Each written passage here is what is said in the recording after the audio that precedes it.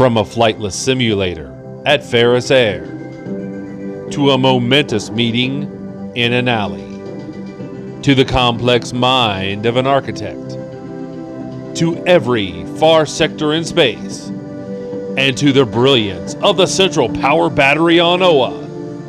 This is the podcast that covers the adventures of all of your favorite ring slingers.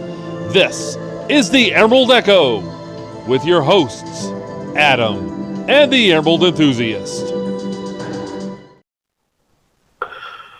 Welcome to another episode of the Emerald Echo podcast and vidcast. As always, I'm your host, Adam, and with me is my co-host, Donnie, the Emerald Enthusiast himself. Donnie, how's it going? What's up, Lantern fans? It's the man whose ring runs on fanboy energy, the podcasting machine, the big nerd in green. It's the Emerald Enthusiast, and we're back with a very special episode of the Emerald Echo. It's been an episode long in the planning. We kept it secret purposely just in case the plans didn't work out, but they have. And so tell the viewers and listeners what is on the other side of this intro. We are going to be talking to the co-creators of the Torchbearer himself, Kyle Rayner, Ron Marz, and Darryl Banks. I couldn't think of a better way to celebrate the 30th anniversary of Kyle Rayner. It doesn't feel like the character's been around that long, but here we are, and it's good to talk with the guys who gave him life and sort of get some insight into that process and creating new villains and things of that nature. So that's what you're going to hear on the after the break. And then just because we won't have time to do our plugs during the interviews, they will, but we won't, so we'll do them now. Donnie, when they're done listening to these and watching these fabulous interviews and they want to talk to you some more about Green Lantern, where do they do that? You can find me on Twitter, TikTok, and Facebook as the Emerald Enthusiast. Let's talk comics. Let's talk collectibles. Let's talk Green Lantern. For me, you can find me on Twitter at Adam_LeafsFan. We also have the Facebook group, which is listed in the description below. Click that. I will add you, and we can continue the conversation there. But remember, even after you listen to this interview, Kyle Rayner is not just around for 30 years. He is forever, from his first appearance to the last. Enjoy the interviews, folks. Enjoy this, everyone. All right. Make sure to subscribe to this channel, and now enjoy these back-to-back interviews with Darryl Banks and Ron Marz. We're back, and Donnie, we have our first special guest with us, well, both, because you're going to do some fancy editing, but please do your typical introduction for our returning guest.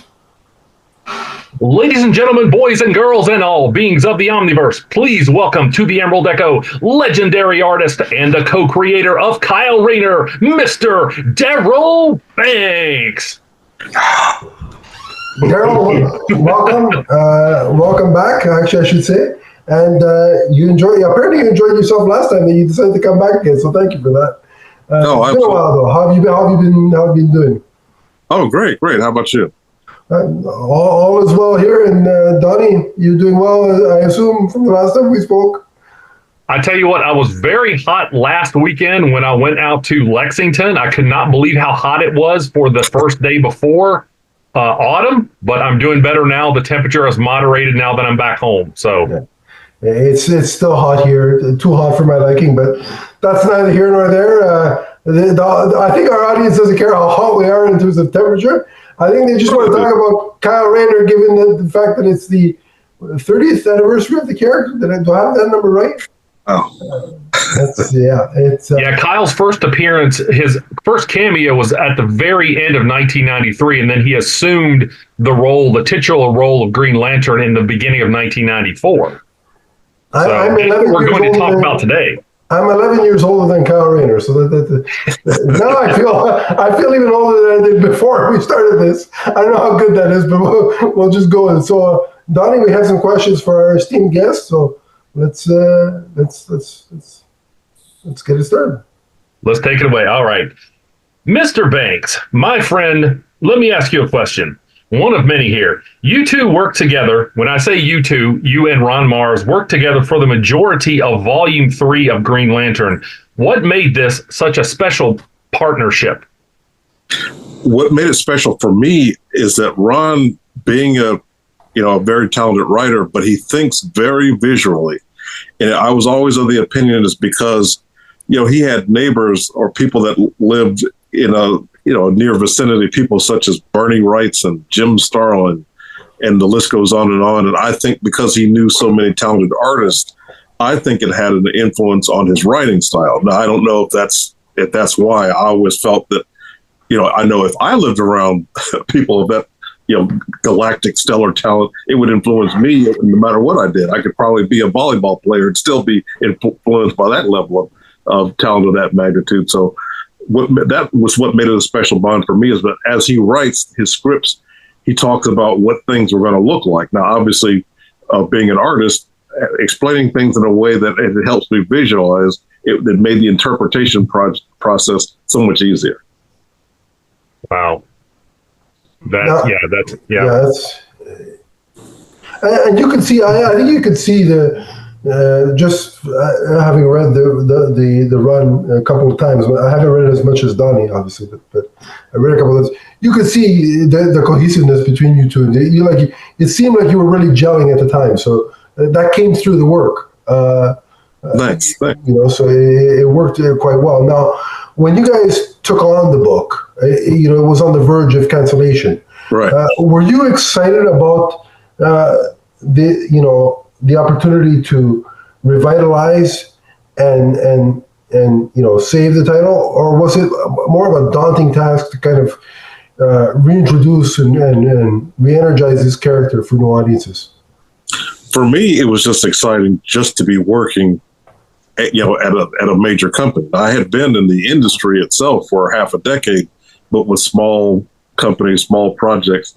And I hadn't been with DC all that long. I started out with DC doing fill-in stuff with Legion of Superhero type of thing, but I would just kind of casually mention to my associate editor about ideas I had about Green Lantern, because I had kept a sketchbook even before I turned pro of just things that I felt like Green Lantern should do, just ring creations, costume designs. It was just something I just did to entertain myself, never knowing that that would, that I'll be able to call upon that, even some of the old sketches. I mean, a lot of Kyle Rayner's costume came from some ideas I had for a John Stewart costume, just certain elements of it.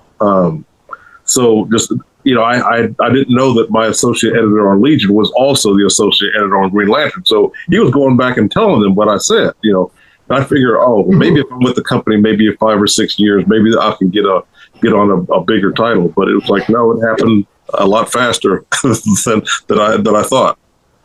Yeah. Let me say this: no disrespect to anyone who came before you, but after you set the standard for what constructs should look like, how creative they could be.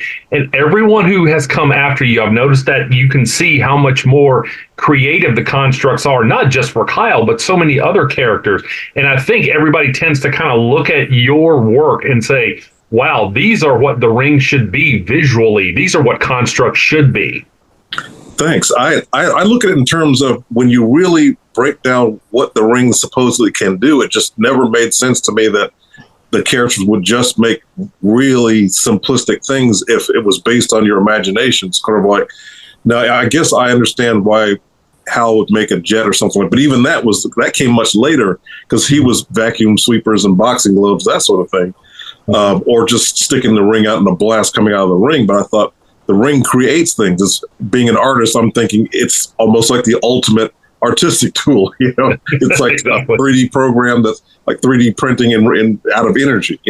So I thought maybe I just had people just take a moment and realize that's basically what a ring can do. It's like, if it's what you can think of, why think little? It's like, if you could, if the limits were your imagination, how far can your imagination go? So I think artists, took a moment and thought about that. I'm like, well, sure, let's make greater designs. I think about how during the time Ethan Van Sciver was on the book, he had even the different lanterns. Their style of creations was different. John, how he created things was different from let's say Hal's or anybody else's. And that took the idea and took it even to another level, like, because everyone doesn't have the same type of imagination. We all have imagination, some wilder than others, but I think it helps that, it really establishes Green Lantern different from other energy-based superheroes, and there are a lot of energy-based superheroes. Yes. Yeah. So that kind of flows into what I want to ask you next. So I have read through Volume 3, starting with issue number 48, at least 10 times. And I always go all the way through and I try to read all the tie-ins and everything. And I'm always finding new aspects to enjoy. What went into world building around Kyle in that time period? Well, I mean, a lot of it I have to frame it by keeping in mind it was the 90s. Well, a lot of things were, the industry as a whole was changing. I mean, especially with the advent of Image and the speculators market driving sales and things of that nature. So a lot of things were make it up as we go. And it almost helped that the Green Lantern book wasn't doing that well, because I think if it had, we wouldn't be able to experiment to see what different things we could do. I think about, imagine if Amazing Fantasy was a top-selling book and Stan Lee was not able to develop Spider-Man. I mean, Spider-Man was developed because Amazing Fantasy was a failing title. Or let's say like a book that's doing okay, like when Frank Miller first took over Daredevil in the 80s. Daredevil was around, he was okay, but Frank Miller's vision, made Daredevil, I feel, an A-list hero, or at least B+ to this day. Yeah. I think sometimes the atmosphere that these creations happen in helps shape what is done on the title or the character in this case. Excellent point.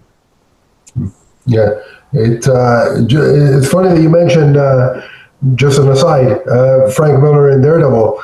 Daredevil is my favorite Marvel character. So I mean, great character. And that's the book I started with was Frank Miller's. I want to say it was Born Again, if I remember correctly, or was it Guardian?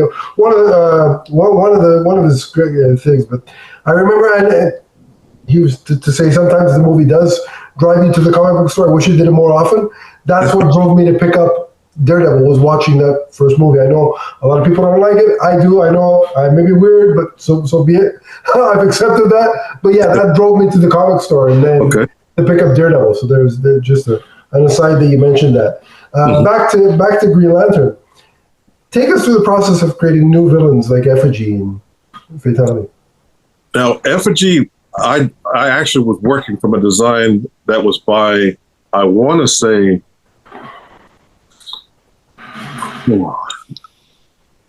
who designed? First of all, I didn't design Effigy.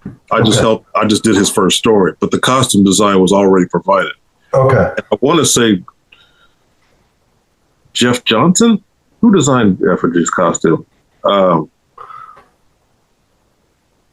Dave Johnson, not Jeff Johnson. Okay. Dave Johnson. I think this is interesting because you're usually listed as his creator in several different places. Yeah, and I don't know. I think when I first saw that, I even said, "Hey, I don't want that to come back to bite me." So I told DC Licensing, I said, "You understand that don't give me credit where credit is due. So often artists don't get credit where it is due." Yeah. I think I even told Ron that because I think he knew Dave. I said, "Can you guys get that sorted out? Because I don't want that to be a thing." And so I did all I could do. I said, "Hey, if it's still there, but what else I can do?" Yeah. What about Fatality? Was that your? Yeah. Now I actually in many ways had more input on her than I did on Kyle. The only thing I was given with Fatality is that at the time Spawn was really big, and he introduced a villain named Angela, and so I guess DC was like, Kyle, we want him to have Kyle needs an Angela, go. And so I'm like, okay. So, I mean, you even look at, Angela had a big spear. Fatality has a big spear. Angela had big circular earrings. Fatality had big huge earring. So I thought, well, I don't want it to be so close that people will associate the two. And how can I make it different where people don't even realize that that's where the influence came from? So I thought, let's have her tie into the Green Lantern mythos in some way. So she was the last survivor of that planet Xanshi, whose destruction was sort of indirectly because of, arrogance on Jon Stewart's part, So that kind of gave him a connection. And as far as her appearance, I thought, well, how many black female supervillains can you name? I even asked my editor, who was like, he had to stop and think. The sheer fact that you had to stop and think means there must not be that many. So let's go that direction. So I think initially I was going to call her something else. I wasn't going to call her. Oh, I was going to call her Attritia, like a war of attrition. Okay. Like a soldier, and they were like, "Nah, it's not catchy enough." So at the time, I think I was big in playing Mortal Kombat. So I'm like, "Can we call her Fatality?" I didn't think they would go for it. So I'm like, "All right." So we can thank Mortal Kombat for why she's called Fatality. Flawless victory. They should put her in the game now, just because she is in a game. That's what's funny. I got a royalty payment or something. It was like mobile game with Fatality, and I'm like, where is this? I don't really game anymore, but I probably would if I cared. So I haven't heard where it's from, but apparently she's in some mobile game somewhere. Well, a random royalty check must be kind of nice. It's like, where did this come from? Oh, if I could tell you, conversation about one of the things that I learned once I started with DC is that very concept, because no job I ever had, even comic wise, ever did such a thing. It was like, this is money for stuff I've done already.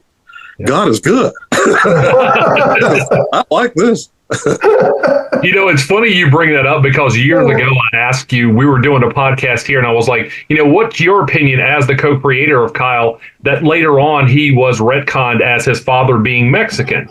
And your answer was, I like it because it made him really big in Latin-speaking countries, and that meant more money. Well, and actually, I mean, that's true. But honestly, it's because when I would get my PDF files of royalty breakdowns of like where they were coming from, now I don't get them by country anymore. It's more like they just talk about what it is. But now, I mean, back in the 90s, they would show proportions of regions. Like, okay, it sells this well in France, this well in Germany, this well, and I noticed in Brazil, like imagine a bar graph, like whether it's Brazil or Latin American countries, like they would be all across the page. I'm like, wow, Kyle has a huge following there, as big as or maybe bigger than the United States. So by Judd Winnick making Kyle's father Mexican, I felt like it's almost like a thank you to those countries, in some ways. So, but that was Judd, and it was really a tribute to a friend of his who passed away. So I was fine with it. I mean, that happened after my run, but when I found out about it, it makes sense, and like I said, it was like a thank you to these fans who were just diehard. I mean, to this day, I get invitations to do shows over there, and I'm like, I've never done a convention further than Canada, so it's like, he'll. I mean, if it's on Earth, he'll do the show, But me, I don't even have a passport yet, so. So yeah, as far as Kyle's father being Mexican, it's to me it's a win-win. Yeah, it's funny because a lot of people, well, I shouldn't say a lot. Some people are freaking out that the live-action version of Hal Jordan is being played by an older actor. With the whole royalty situation, you must be like, oh, hey, we're one step closer to Kyle coming into live action. Let's make him even older. I don't want to say that I think that, but I think that. I'll say it for you. Ron Marz had said, so Hal's real name is Kyle. Now, what's funny about that is that actor, I remember first seeing him, it was a King Kong movie with Jack Black in it. Yes. And, for some reason, anybody whose name is Kyle, it just, it's like a cue in my, whose name is Kyle, where, And so I saw it never thinking that, fast forward that he would be playing Hal Jordan. And I can see it. I mean, at one point they were even talking about Josh Brolin, and I'm thinking, yeah, it could work. I mean, I like Josh Brolin, but I'm like, how is he Hal? But this guy, I can kind of see it. Yeah. And even if I couldn't, there was a time where I would just always, if I heard about a casting I didn't necessarily think of or agree with, I remember when Michael Keaton was first being speculation he was going to be Batman. I was 100% against it. Oh, he can't be Batman. And then when I saw the movie, I left the theater thinking, he's Batman. It was like, wow, beat down.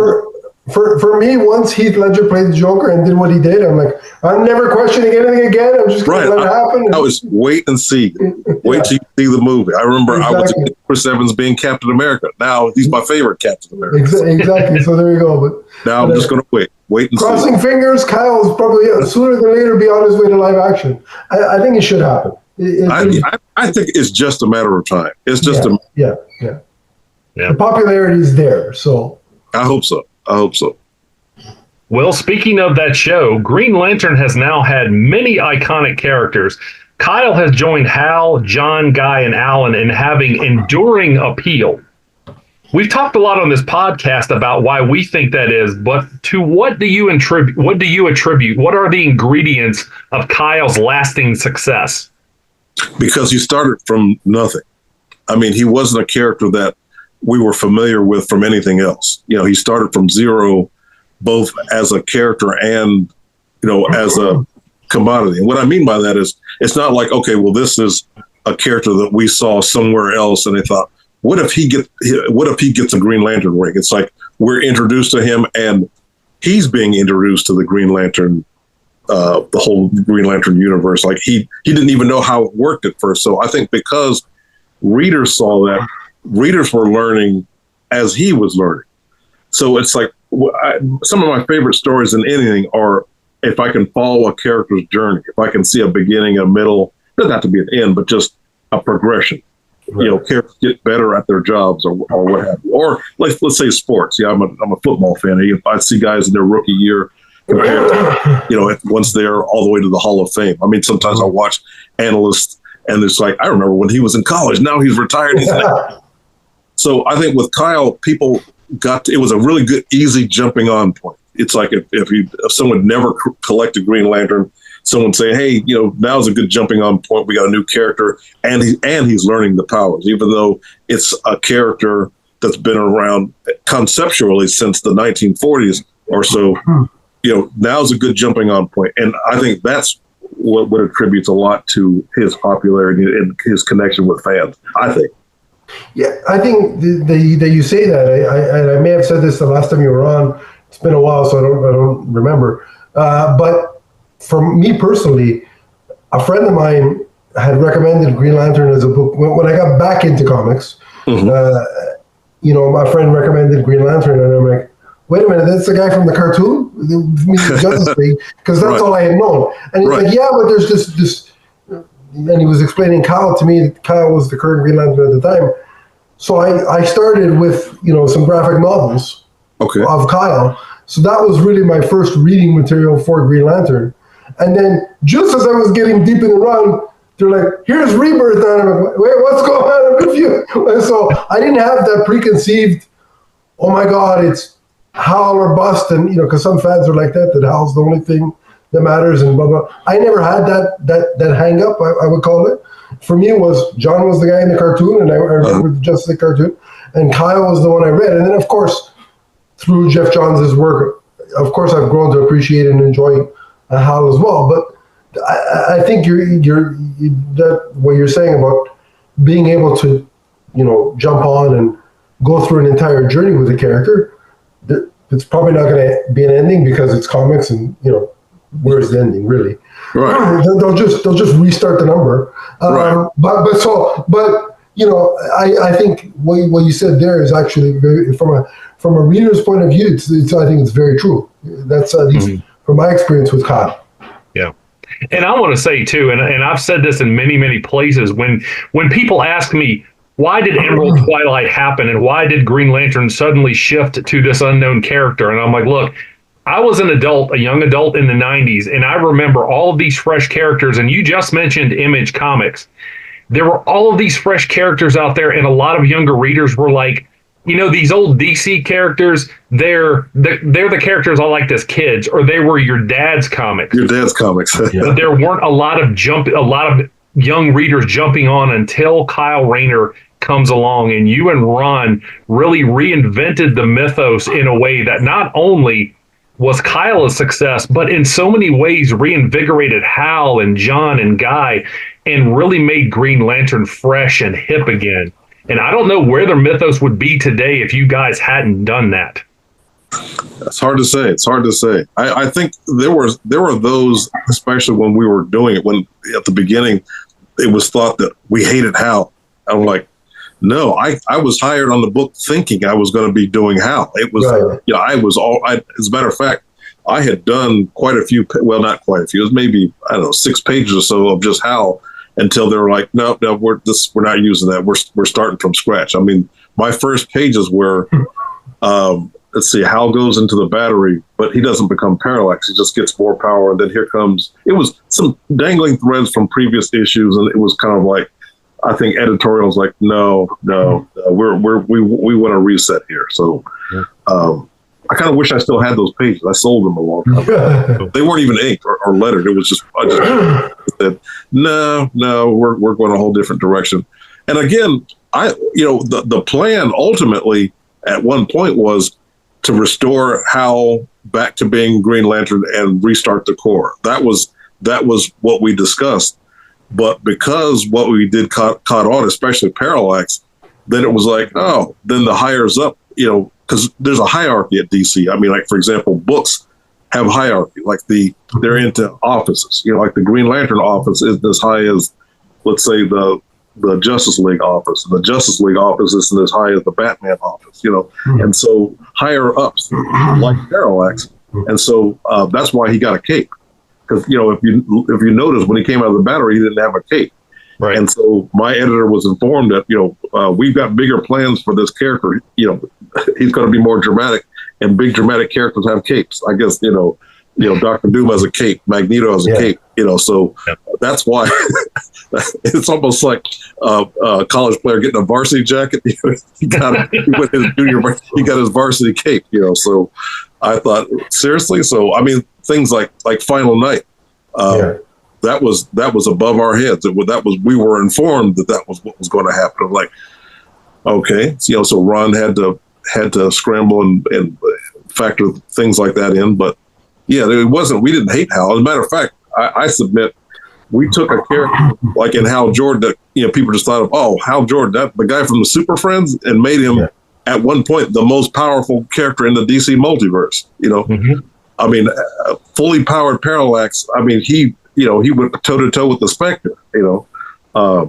One of my favorite scenes in the original Zero Hour, when Spectre was a giant and Parallax goes, "Oh, you're big. I can do big too." And then he turns giant and slugging it out it's like a wrestling match. So yeah, we enjoyed Hal. As a matter of fact, I think about the old Denny O'Neil, Neil Adams era, hard traveling heroes kind of reinvented Hal. And we thought, what can we do to make Hal interesting in a different way? I mean, the whole idea that what Jeff Johns did, I mean, I understand why that was his interpretation of having an entity inside of him, but like he couldn't think of how else you could redeem Hal Jordan. But I look at it in terms of Parallax. I never looked at it as a straight up villain. I just, to this day, I just don't. I looked at him as a person who was heartbroken and frustrated.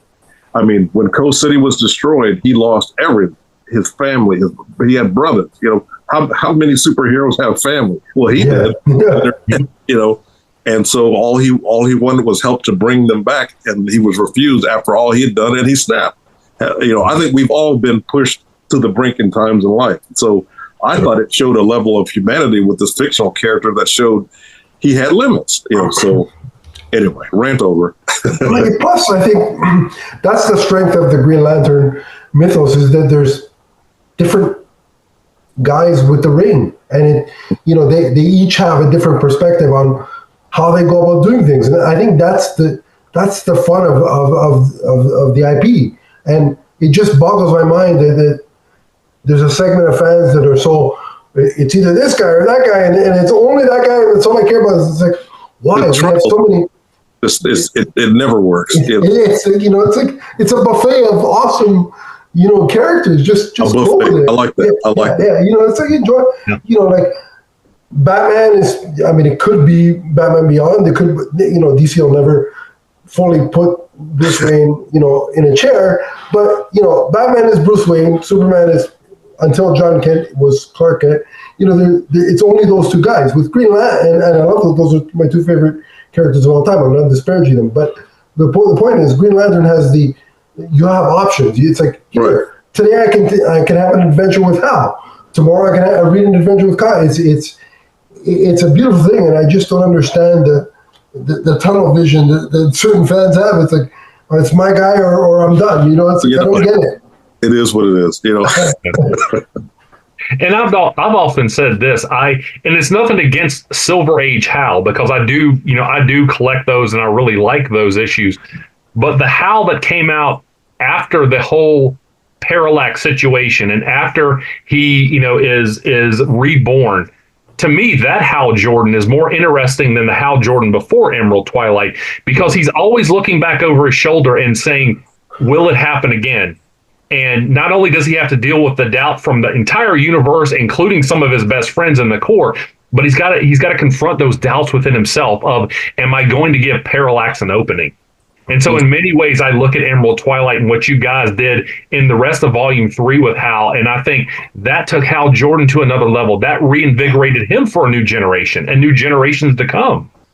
I think we have to confess our influence on things that came before. Like, for example, the time where Hal Jordan started to develop graying temples, and actually that's when I actually started buying some Green Lantern books.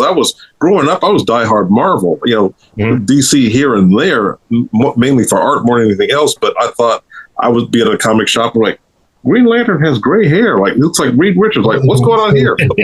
I picked it up, and it's kind of like he was allowed to age. He was allowed to evolve. And so I think some of the Green Lantern seeds were being planted even then, so that, when it was never knowing that. I mean, it's funny. At one point, I had a Green Lantern poster of that Green Lantern because I just thought it was so interesting. I'm like, because characters don't age in comics. Like Peter Parker was in high school for 30 years. I'm like, Green Lantern he's got gray hair. It was a Pat Broderick poster, a retail poster, and the comic shop I was going to, they had them. I'm like, is this for sale? I kind of want that, just again, never knowing that I would get the job while that poster was on my wall. It was one of those moments of, wow, who saw that? It's funny that you say the characters never age, because when I got back into comics in the early 2000s, I was going on a trip to Italy to visit family, and so I needed something to read. So I just popped into,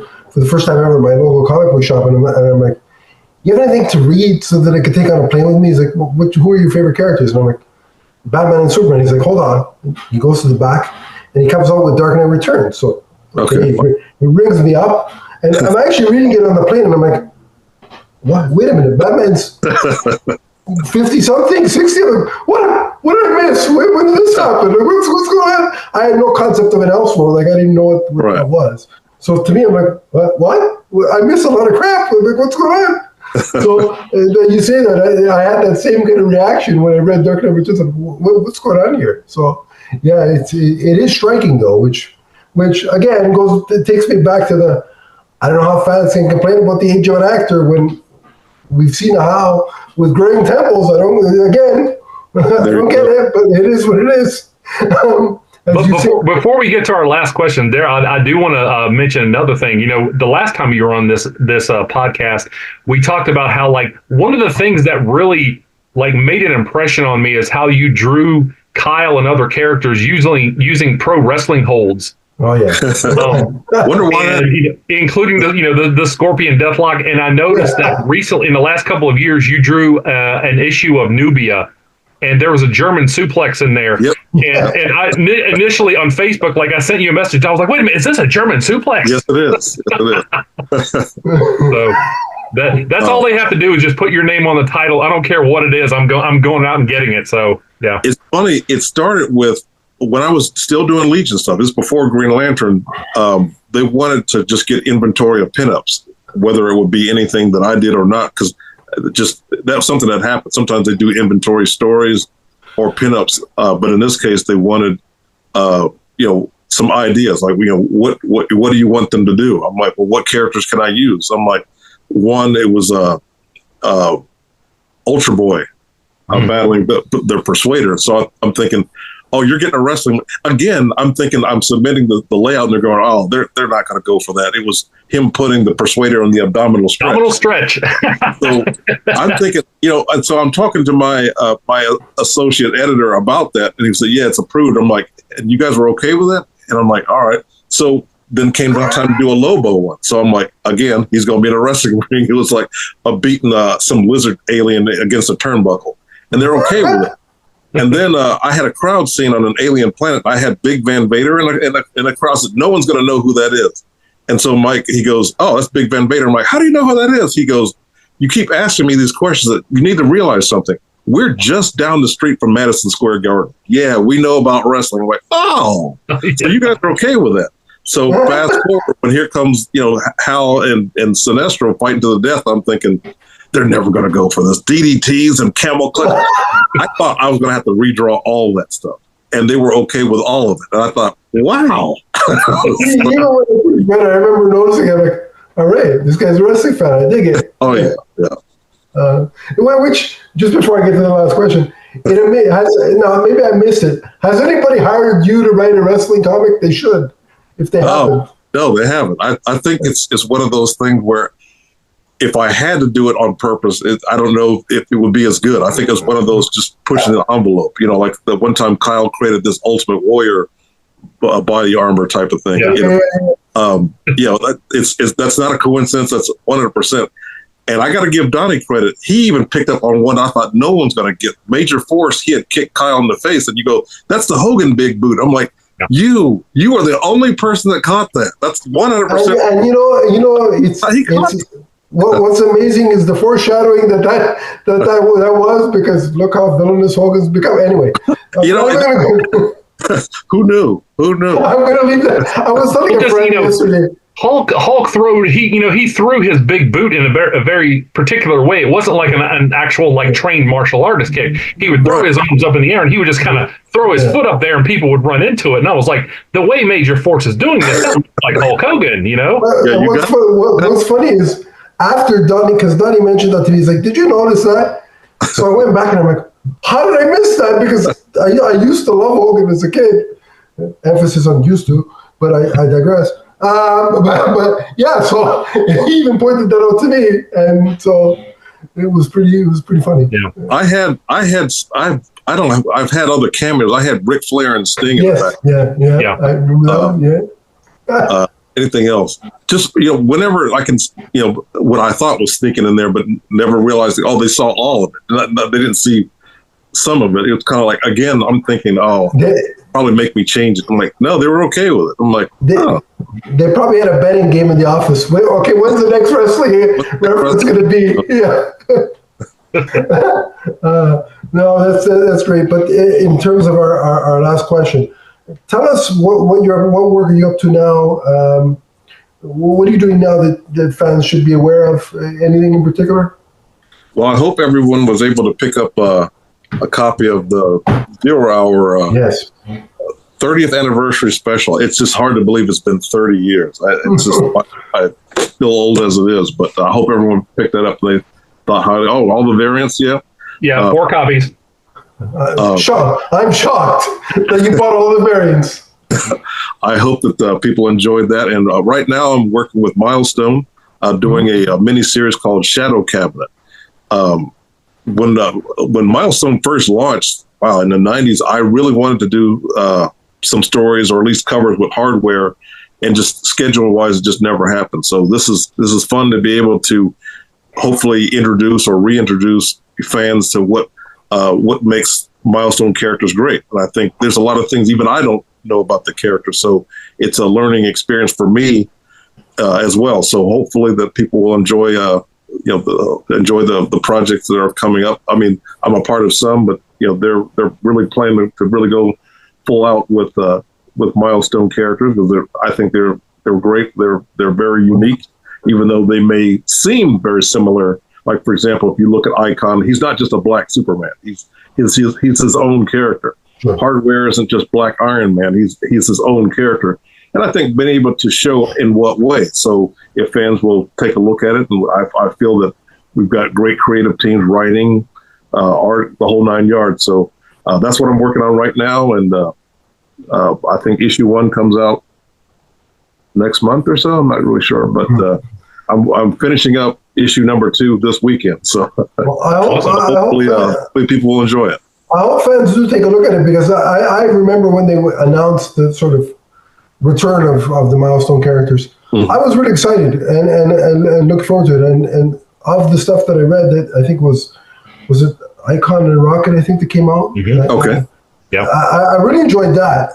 And so I hope fans do check it out and give it a try, because I think, like you said, there are wonderful characters there, and you know, the more good content, the better. So definitely fans should check it out.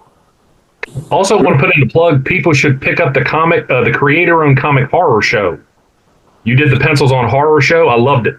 Thanks. That was a Kickstarter. You know, that's a company that I feel, if people understood that, I mean, if nothing else, if artists understood, so many independent companies out there they really, I don't know, they kind of do things on the cheap or whatever, but, you know, with Strider Nolan Media, I mean, they're mainly known for written novels. They're kind of branching into comics, and I have nothing but 100%, respect for everything that they're doing. I look forward to working with them again at some point. You know, I did my first work with them was their characters, Riot Earp. He was like a sci-fi story. Ron and I worked on, and then we worked on it in sections because Ron works on so many things at once. So waiting on for that, the chairman of the company, Michael Katz, he was like, I've got some of my own IP that I want to work on. Would you be interested? I'm like, working with you guys is great. I almost don't care. I almost don't care what it is. He said, well, I've got something a little bit different. You're not really associated with horror. Do you want to try it? I'm like, well, I did a World War II graphic novel, and I'm not a historian. So let's see what the Horror Show was. It was, for those who don't know, it was set in the 80s, 70s kind of a thing, with a character that might have been inspired by Sylvester Stallone. I don't know. I was just saying, I think he kind of looks a little like John Rambo. Well, a little bit, and especially, I mean, to me, he looks like, he was patterned after Sly from the movie Nighthawks. Mm-hmm. But yeah, it deals with the Native American legend of the Wendigo, and so I really enjoyed work. I wish it was a bigger deal, like more people knew about it. I think especially being a Kickstarter, but anybody that did back it, would definitely appreciate all the support, and it was definitely a learning experience for me. My first attempt at something scary. Yeah. Awesome. Yeah. Yeah. By the way, you mentioned Harkin's Raiders. I also own that. So. See, that's where we're friends, man. You're always supportive of everything I do.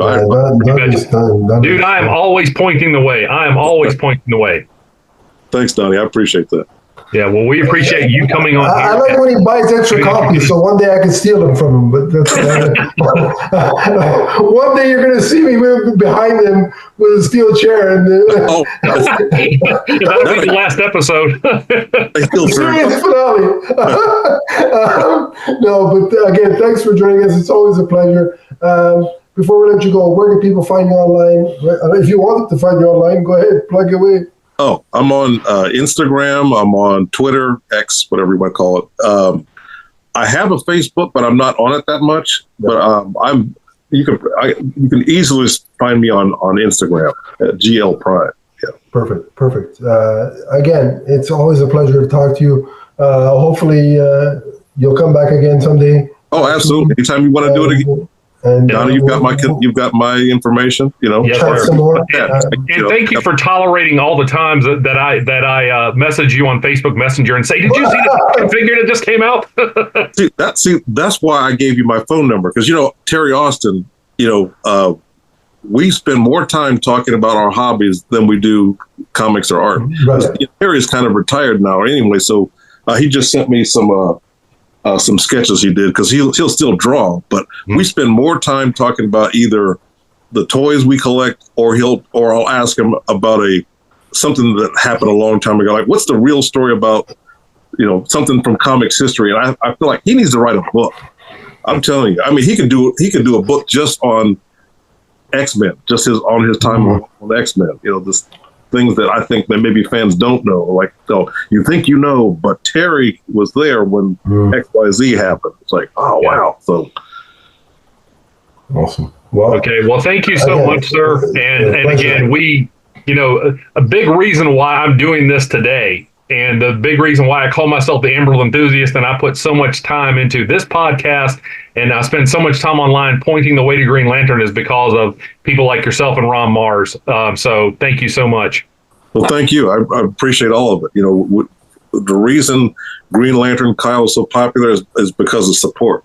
If fans didn't like it and didn't support it, we wouldn't be having this conversation. Right. So, like I said, anytime you want me to come back on, you can just reach out. If I can fit it in, I'll be here. I will be here. Right.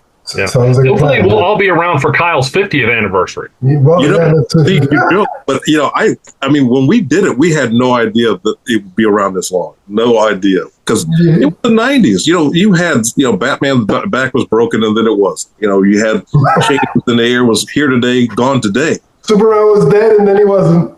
Right. Let's make the most of it. But we never treated it like a gimmick, but it was like, let's make the most of it however long this lasts. And it's like, wow, 30 years later? Are you kidding me? The way the 30th came, the 50th will be right around the corner. But let's not make it come that fast. How about that? Wow. Exactly. Let's slow it down just a little bit. But yeah, we'll definitely have you back. We look forward to it. But thanks again. We hope our listeners enjoyed and our viewers enjoyed this. And we'll see you next time. All right. All right. Thank you, sir. Thank you. Bye-bye. Stop the recording. Ladies and gentlemen, boys and girls, and all beings of the Omniverse, please welcome to the Emerald Echo, legendary writer and the co-creator of Kyle Rayner, the iconic Mr. Ron Marz. That was very, big time wrestling kind of deal. Yes. Yeah. You can cut that and use that for your answering machine if you like. Whatever you want, go for it. Yeah, I'll just play that at conventions from now on. There you go. Thank you for joining us, Ron. It's an absolute pleasure to have you to discuss the 30th anniversary of Kyle Rayner. It seems like that can't be possible because I'm not that old, but apparently it is. Yeah, I was saying to Donnie earlier, it's like I'm 11 years older than Kyle, and that makes me feel that feels weird to me. So but it's great. The character has longevity and is thrived and so that's awesome. And I'm glad to be talking about the character with you. So Donnie, we have lots of questions, so take it away. Yeah. Well, just let me say before we begin, I'll never forget the first time I read the words, and this may not be exact, but my name is Kyle Rayner, and I don't know what I'm doing, and him being projected through that window. And I go back to that time after time, and I think about the first time that I read that, and I was like, I knew my life was going to change almost instantly, because that's the story I go back to year after year. Well, probably at that point in my career, I didn't really know what I was doing either. So there was a lot of reflection going on there. Well, let me ask you this question. You worked with Darryl Banks for the majority of Volume 3. What made that partnership so special? We just, when you find an artistic partner, because ultimately, I can write the best script in the world. If they give it to a lousy artist, it's a lousy script at the end of the day. The story is not worth anything at the end of the day. So, Darryl and I had not worked together before. We didn't even know each other, but we were put together on the book because he was already on the book when they offered it to me. And it just clicked. I liked what he did. He liked what I did. I think our storytelling sensibilities are fairly similar. So it was. It was kind of an arranged marriage from that perspective, and that it wasn't like on a lot of other books I'm going to work with that person. For Green Lantern, Darryl was already there, but it just turned out to be the right fit, and obviously it was the right fit then, and for years to come, and it's the right fit now because we keep working together. Yeah. For me, what you said really hit home about that sort of perfect sort of marriage, if you will, between artist and writer. Like, you're right. If there's a great story, but the art is, let's say, doesn't look that great, it sort of diminishes what you're reading, and vice versa. You can have the best art in the world, and if the story's not that good, you're just looking at pictures, right? So it really is, that relationship is really important, and it really shows in your guys' work that I guess. The sensibilities you share, the camaraderie, I guess it would, if you will, it really comes through the work. Yeah, I mean, no pun intended, but it's we're on the same page. He gets what I'm going for, and I understand what he's going to do, and certainly that comes from years of working together as well. But there's just, when you click with an artist, you sort of know it pretty soon. And when you don't click with an artist, it doesn't mean the story's going to turn out badly, but it's not going to be quite what you wanted it to be. And that doesn't mean that anybody in the equation is bad at their job or, isn't a good creator. It's just, it might not sync up. Your sensibilities might not be the same. And certainly I've had that happen as well, where it just was like, oh, well, this didn't turn out to be quite what I wanted it to be, because you don't quite mesh. With Darryl, it was pretty easy from day one. Nice. You guys, you've said that the title was on the verge of cancellation when you were brought in the book. Did you find that the process of having to reintroduce the Green Lantern to a new audience invigorating or daunting? I wasn't smart enough to see it as daunting. I probably should have, but it was a great opportunity, and I realized it was going to get a fair amount of notoriety.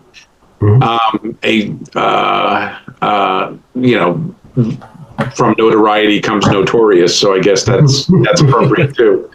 So I knew it was going to be a thing that people would pay attention to. But once I took the job, and I took a few days to mull it over, and before I gave DC my official answer, but once I took the job, it was pedal to the metal. We had to get going, and there wasn't really time to think about, is this the right thing to do, or should I be nervous about this? The deadlines were so close because they had waited, frankly, too long to make this decision. They were going to go in a different direction, decided they didn't want that. So we took over kind of behind the eight ball deadline wise. So it was just a question, just a situation of, okay, let's go. We don't have a lot of time to sit around and twiddle our thumbs. We just had to get going on it. So in the long run, that was probably a good thing. That was probably, we probably had a better through line to the story because there was not a lot of time to sit around and gaze at our navels and wonder what we were doing. It was a matter of, you gotta hit the ground running and get all of the artists on the first three issues on Emerald Twilight. All three artists needed to be working at the same time. So my job was to get a chunk of each script into the artist's hands and then go back and finish them all. Wow. Okay. Well, I've read through volume 3, starting with issue number 48, at least 10 times now.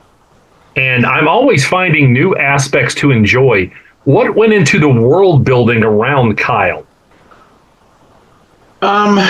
It's not like you have a world building checklist that you have to, okay, we need to do this and this and this. For me, it was just a matter of, you want to make your character believable.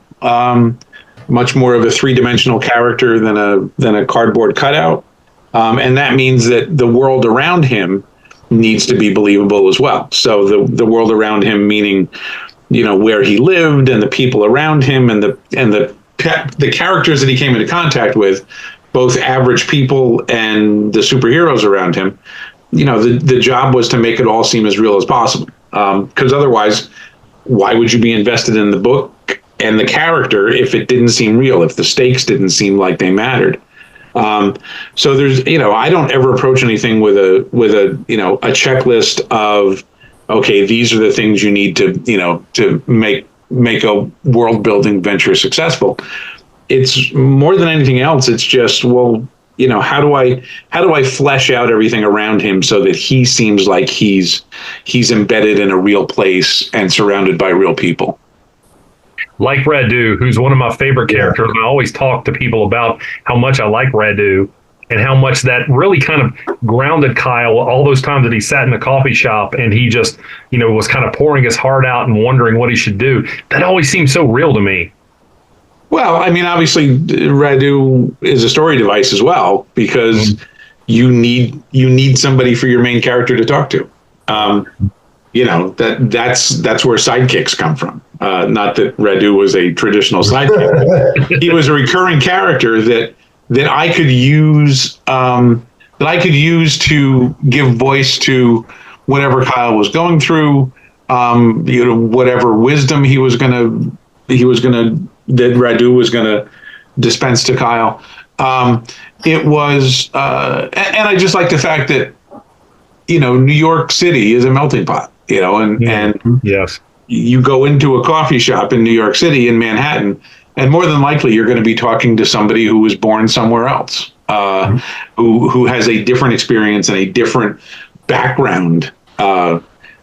And to me, that fleshes out the world more. Again, no pun intended.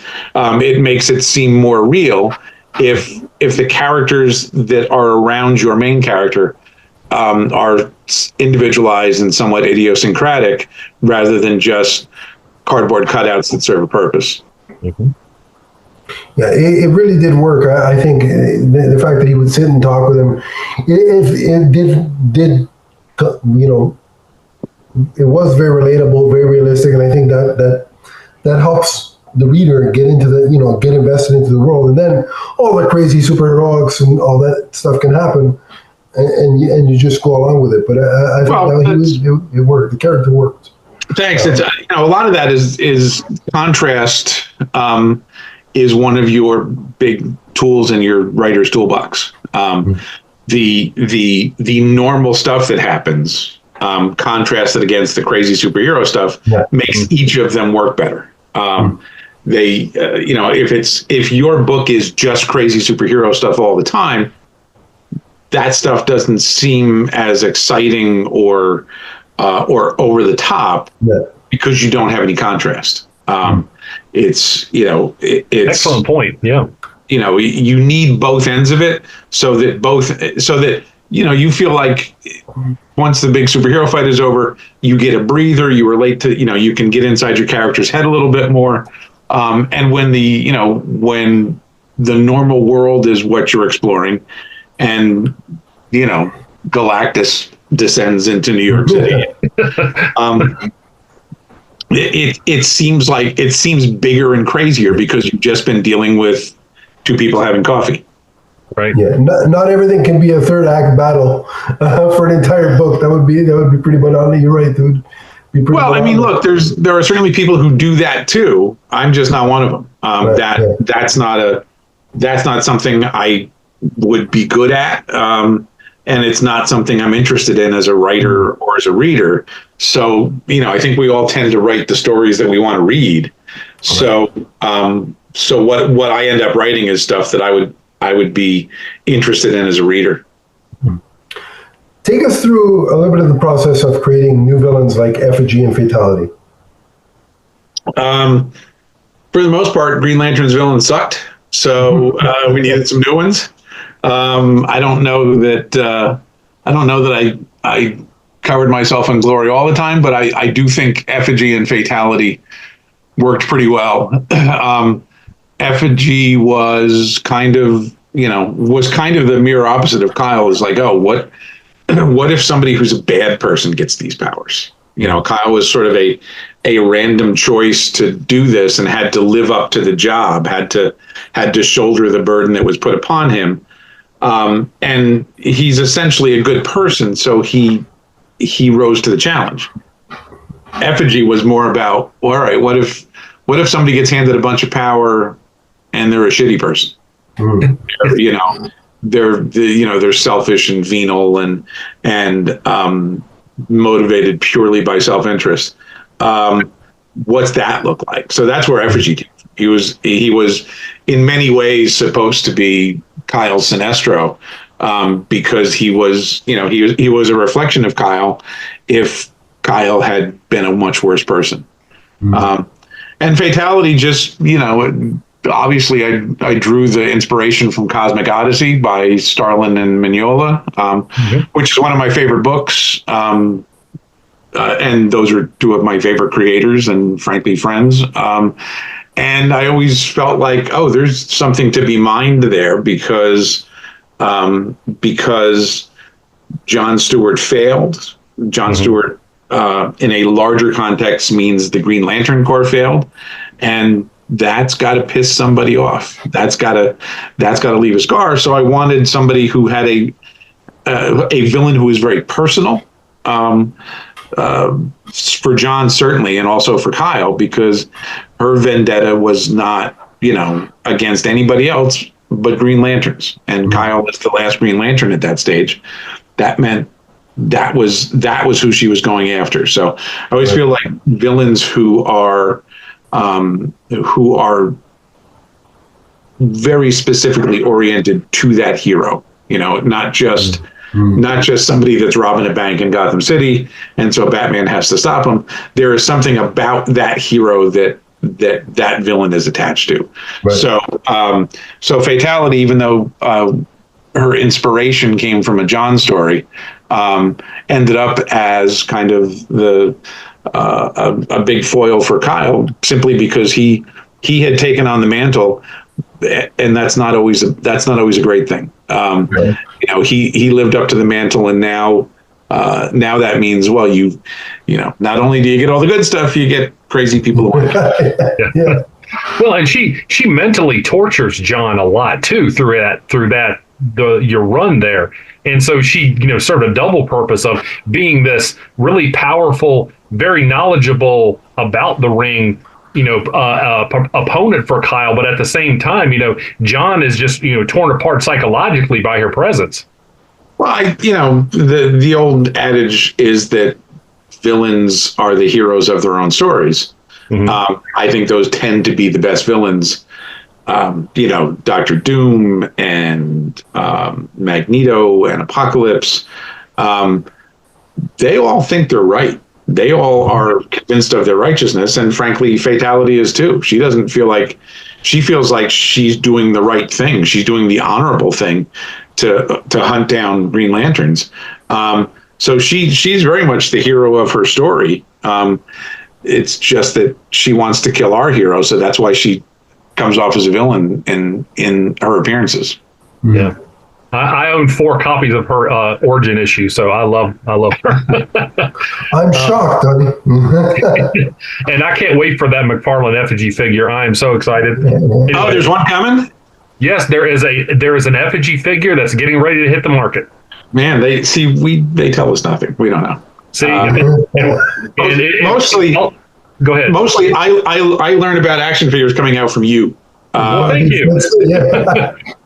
And hey, if all goes according to plan, and I see you in February, I will have a Fatality, an Effigy figure for you to sign. Cool. So, see, I didn't even know there was an Effigy coming out. I knew there was one a while ago, but so there's a new one? Yeah, no, that's the DC Direct one. This is coming from McFarlane. Oh wow! Well, it's cool to have these things sort of crop. I mean, obviously, I have no shelf space left for. Do they send you any? By the way, if it's a character you created, do they send you any or no? Generally not. If it used to be, this is inside baseball stuff. By when it was DC Direct, they would because DC was producing it themselves. Eventually, we would get one or two. Because McFarlane is a separate company now. Yeah. Generally, no. I had to. I think I had to go out and buy. McFarlane did Justice League figures from the Endless Winter storyline that Lanning and I did, including the Frost King.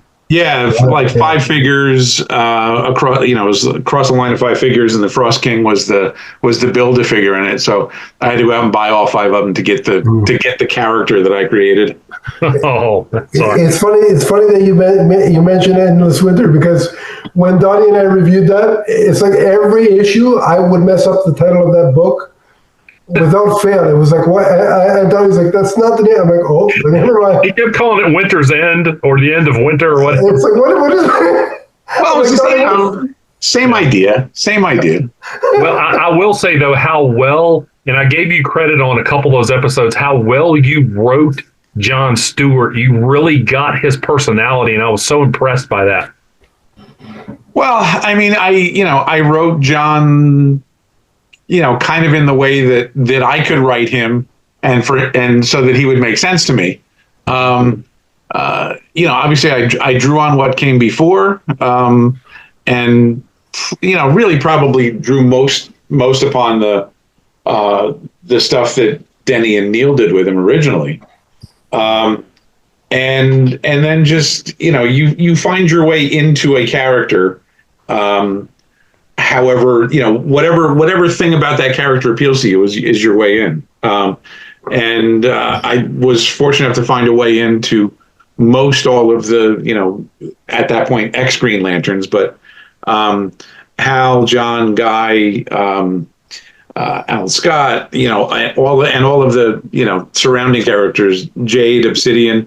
Like, one of the cool things about the assignment was I got to use all of those characters. I got to play with all those toys that were part of the Green Lantern legacy, but I got to do it through a character that was mine. Mm-hmm. Well, and I often tell people, Green Lantern Volume 3, number 86, the one where Obsidian comes in and finds Kyle, where he goes to pick up Jade's panties and lingers a little too long. That issue is the funniest comic book I have ever read. I was howling with laughter when I read that the first time. I think I actually have I have an alternate cover for that issue that was never printed. They decided it was a little too risque, so it was a Jeff Johnson, Kevin Nolan cover, and Jeff gave me the original. So wow! So that's in a portfolio in my desk, sitting right next to me. Probably never to be published because that era is gone. But it's a pretty nice cover. Yeah. Well, this leads into my next question. Green Lantern's had so many iconic characters. Kyle has joined Hal and John, Guy, and Alan in having enduring appeal. We've talked about why we think that is on this podcast, but why do you feel Kyle has had such lasting success? What do you think are the ingredients for Kyle being such a mainstay within the Green Lantern mythos? I think a lot of it is just, Green Lantern is one of those franchises where you get to pick your flavor. And your flavor is generally the first one that you discovered. Like at the right age, the one that you stumble across and connected to when you were 10, 11, 12 years old is the one that sticks with you. And I think for a lot of people of a certain age group, Kyle was their Green Lantern because frankly, he was the only Green Lantern for about a decade. So if you discovered the book at that point, you didn't really have a whole lot of choice in the matter. Kyle was the current Green Lantern. You could go back and look at, reprints and trade paperbacks and stuff like that of other books. But, if you were picking up the monthly book, you were reading about Kyle. You did get another choice. And hopefully part of it is that Kyle is a relatable character. He was designed to be the everyman. He was designed to be basically you with a Green Lantern. He wasn't a hero when he started. this Right. journey, like Hal is. Like Hal's a test pilot. Hal is a hero before he ever puts on the ring or encounters Abin Sur or any of that stuff, which is great for Hal's character, right? I think Hal totally works as basically Chuck Yeager with a power ring. It's a great, and it's a very like 1960s right stuff take on the character. Obviously stemming from the era in which he was created. But, once the powers that be decided Hal was going to not be the star of the book, I felt like I wanted to go in as different a direction as possible with the lead character, and Hal being sort of an iconic hero already. I wanted to do a regular guy growing into being the hero, growing into the role. Very much the Peter Parker everyman style of lead character. Which was in fairly short supply at DC at the time, and frankly still is in fairly short supply at DC, because a lot of those characters were recreated in the 60s in the Silver Age, and they were all sort of, to a great extent, they were authority figure heroes. Hal's a test pilot, Barry's a police scientist detective, Barry Allen that is. So doing somebody that was just a guy was going against type for what the DCU was at that point. Wally West was about as close to just a guy as you were going to get. And frankly, Mark Waid's Flash with Mike Wieringo and any number of artists was one of my favorite books at the time. So I drew inspiration from that as well, very much in terms of making a legacy hero sort of fit into the current DCU. Mm-hmm. Well, I'm always pointing the way to Green Lantern, and whenever people ask me about a starting point, I always say, do you like Spider-Man? And if the answer is yes, I say, okay, Green Lantern Volume 3, number 48, go. Yeah. I'm like, you'll like it. Yeah, I mean, that was to a great extent dictated by the fact that I was a Marvel reader as a kid. I read a lot more Marvel books as a kid than I did DC, and I read Spider-Man books. I was drawn to the fact that he was a hero in spite of himself in a lot of ways. He had to grow into the role. He had to learn to navigate this job. He didn't start out with any sort of heroic abilities. He didn't start out as a fearless test pilot. When I was a kid, and certainly even now, like, I'm still interested in what happens to Peter Parker when he doesn't have the costume on. Yeah. And when I was a kid, it was about, can he get a date for Friday night? And, is it going to be Mary Jane, or is it going to be Gwen Stacy? Which, that's first world problems right there. Yeah. And he's still struggling with that, by the way, in case you're behind on Spider-Man. He's still struggling with the dating thing. So it's it's all the soap opera stuff that's part of superhero comics. Can I get a date? Can I pay the rent? Did my aunt have another heart attack today? All of that stuff I found fascinating. Again, probably I was too young to realize it at the time, but I found the contrast of the real world problems that everyone faces contrasted against, the Green Goblin's trying to kill you. They were both more effective because of that contrast. Right. That's an excellent point. Yeah. It's funny because you mentioned, the Green Lantern that people often choose as the one they first experience. My experience was a little different in the sense that a friend of mine, when I was getting back into comics, so this must have been 03 or thereabouts, 04, had recommended Green Lantern. And my first reaction was, oh, the guy from the cartoon, meaning John, because I remember the Justice League cartoon. And he's like, yeah, but it's different. And he was explaining Kyle to me, and I'm like, all right, I'll give it a shot. So I got a couple of graphic novels to start. And I was reading through those, and I'm like, one of the things that I think intrigued me the most was the fact that he was an artist, because I'm like, oh, that would be awesome for the constructs. Imagine an artist having that that ability. And then just as I'm like getting deep in the run via the trades, then comes Rebirth, right? And I'm like, what's going on here? I was so like, okay, I guess I'm like juggling two different directions. But the point is, I didn't have that hang up that Hal was the be all end all. Like I didn't start reading Hal until, the parts that he was in your run, but then also I didn't read him fully until Rebirth. So I didn't have that like I said, the Hal hang up, and I think that's bettered my Green Lantern experience because I can appreciate them all. Like I'm not one of those fans that's like it's either Hal or bust. Like I'm like, sure, I'll pick an adventure with Kyle today, John tomorrow, Jessica Cruz next week. But so I think that I was much better off coming from that perspective than having the preconceived, okay, it's Hal and that's the guy and that's it. So, but yeah, your experience does change how you view things, like your first experience of a character. Yeah, and I think also that the old joke is what's the golden age of science fiction? Well, 12. Like the things that we discovered as we are starting to become our own people, and starting to develop our own taste and everything. To me, that's the stuff that stays with you forever. Yeah. I mean, I just bought the first 2 issues of the new Johnny Quest comic series because when I was a little kid and Johnny Quest was in reruns on Channel 5 out of New York, I fell in love with it. I was the right age and it was the right sort of thing that appealed to me. It was sort of 60s James Bond-esque stuff with kids and a dog. I mean, I love it. It's just, I'll walk across broken glass for Johnny Quest.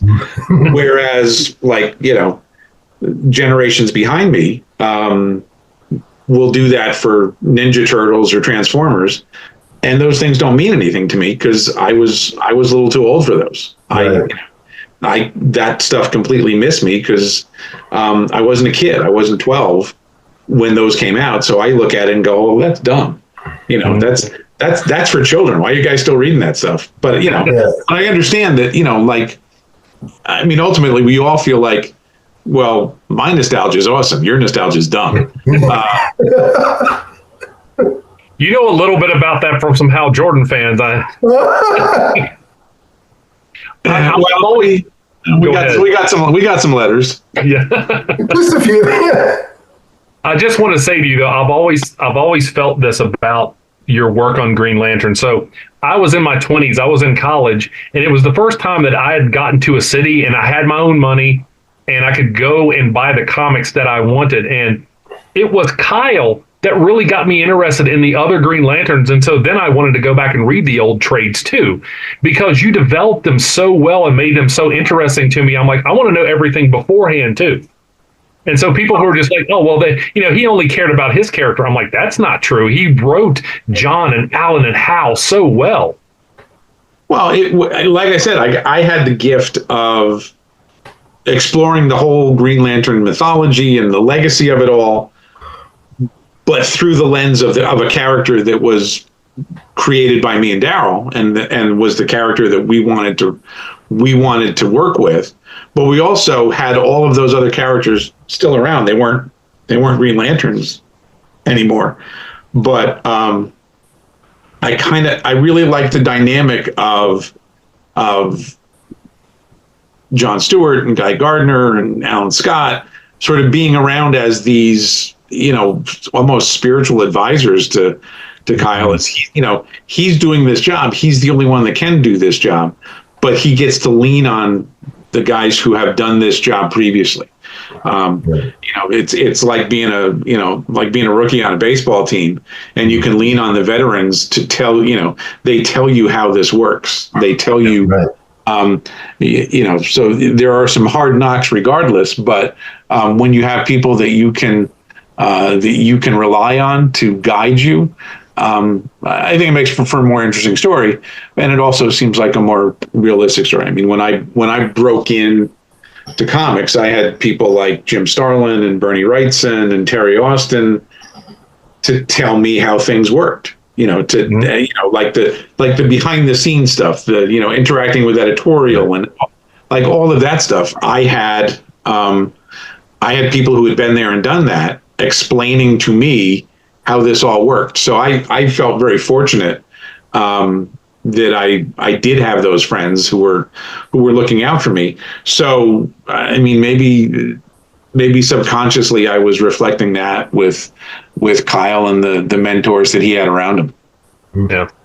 That's awesome. Well, I just really briefly, before we ask the last question here, I got to tell Darryl about the first time that I met him.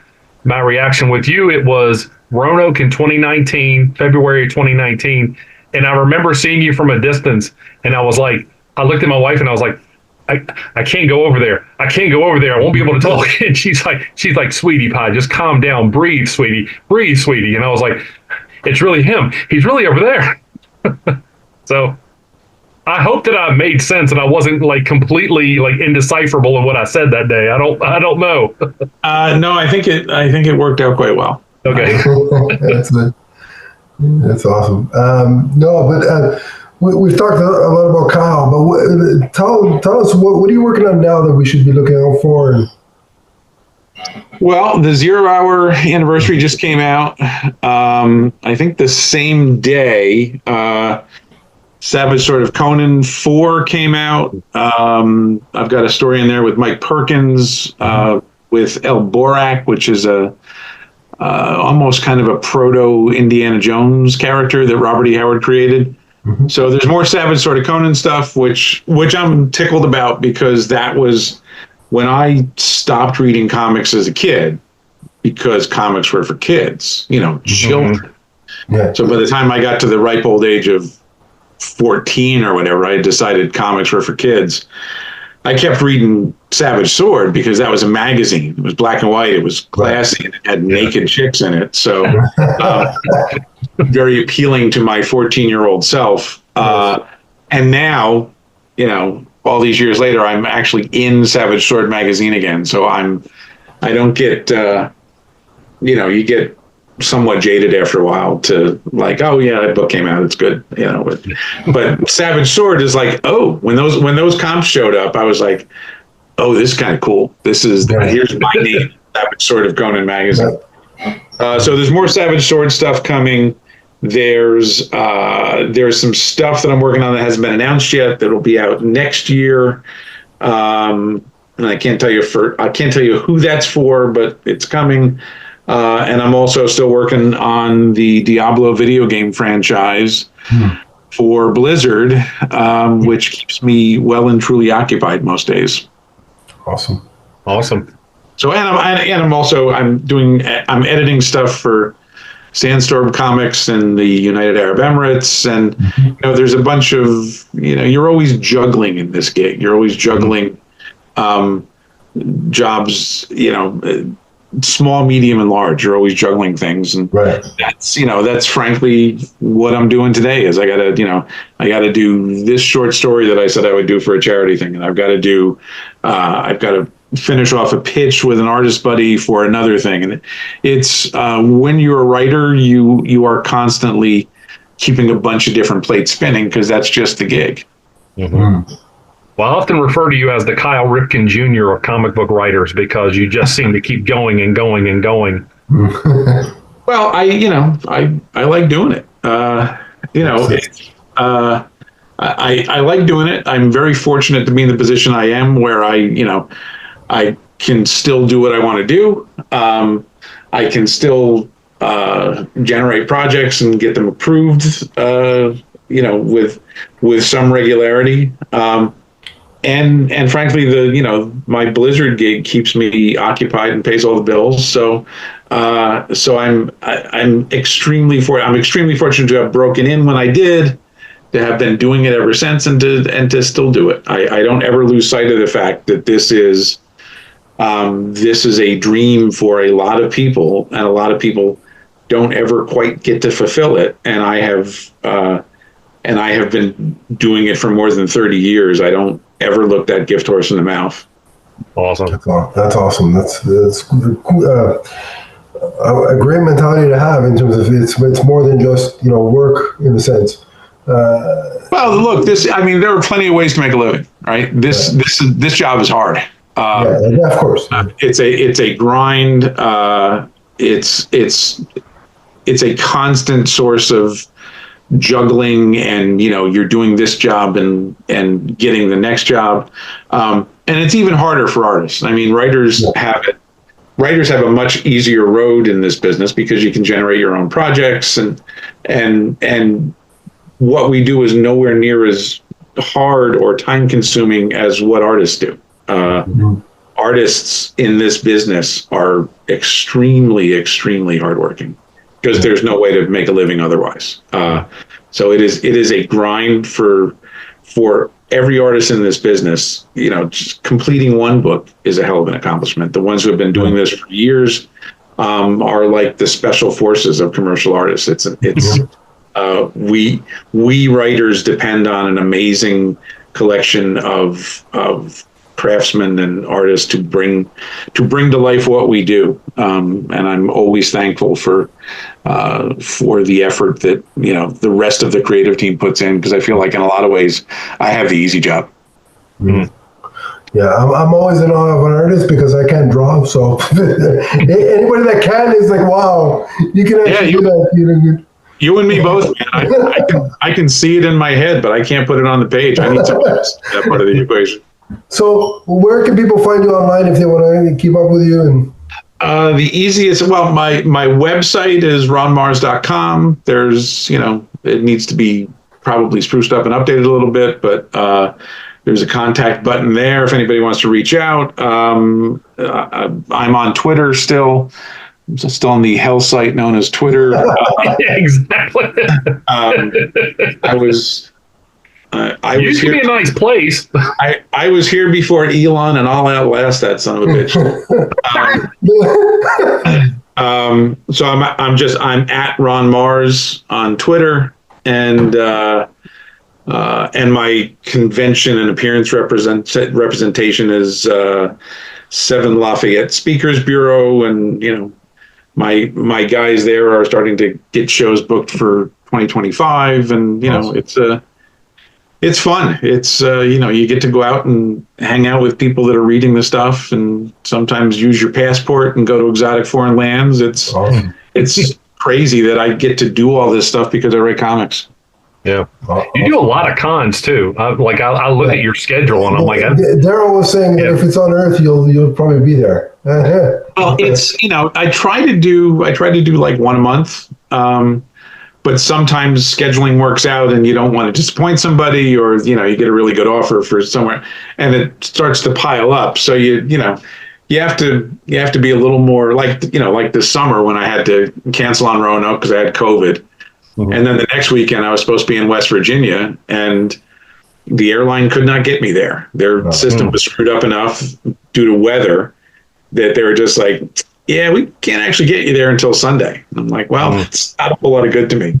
So, so you do pile up airline miles, but it's, it's good. It does not ever replace the work. I mean, I know there are people out there that are at a convention every weekend, and I don't understand how they actually get their work done. I mean, you need time to do the thing that is the reason I actually invite you to the convention in the first place. So you got to balance it. But I've been fortunate enough to go to the far corners of the earth because of this job. It's standing in Kenya or South Africa or Uruguay, and you go, I write comics and they flew me here. This is nuts. Wow. But I am, I'm ready to go, anywhere I can use my passport. I love traveling. I love seeing the rest of the world. I think it's and it's all fodder for what we do as storytellers. It all comes into play. Yeah. Well, and that's a great attitude because, Adam and I, we both agree, comics are for everybody. They should be appreciated and written for everybody to have their own story. And you do just such a great job at telling the stories of so many diverse characters. And I'm very appreciative of that. Well, ultimately empathy, we were just talking about this in a narrative meeting for Blizzard and Microsoft, and I don't think I'm telling stories out of school, where we were talking about, like one of the most important tools that we have as storytellers is empathy. You have to be able to put yourself in somebody else's shoes and understand what they're going through in order to tell a range of stories that everybody can plug into, not just people who are like you. Yeah. Well said. Well said. And thank you for taking some time and joining us today. And we really appreciate it. And we hope to have you back some other time. Thanks, guys. It's always a pleasure. Hey, thank you so much. And like I said, and I know Adam's the same way, but when it comes to Green Lantern, I'm always trying to point the way and tell people about the Green Lantern mythos as a whole, but specifically since I'm such a big Kyle fan, he's my favorite DC character, bar none when it comes to DC, and I'm always pointing the way to Volume 3 and Kyle reading material. So, well, we appreciate you guys spreading the word. I